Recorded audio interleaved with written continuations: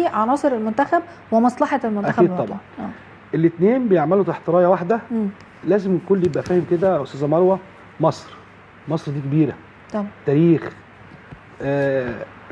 الاثنين لما بيشتغلوا تحت رايه مصر. صحيح. الاثنين بيشتغلوا في مكان واحد، في تعاون مشترك. المصري لكره القدم.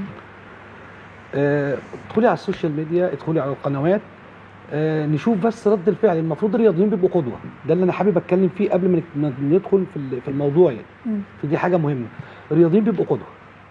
يعني انا ابني اولادنا هيتعلموا القدوه من مين؟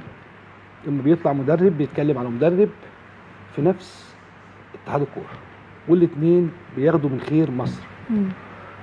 انتم منتبهين لخلافاتكم بما فيهم بقى الحضري واحمد حسن، مع احترامنا لكل الشخصيات الموجوده. ايه اللي انتوا هتقدموه لمصر؟ ايه اللي انتوا دلوقتي في خناقه؟ احنا بقت الرياضه عندنا عبث للاسف الشديد يعني. المنظومه في مصر عبث. هي الفكره بس الخناقه على ايه؟ الخناقه الاولى خلاص احنا عرفناها، حسام بجهازه وحلمي طولان بجهازه. في خلافات في وجهات النظر.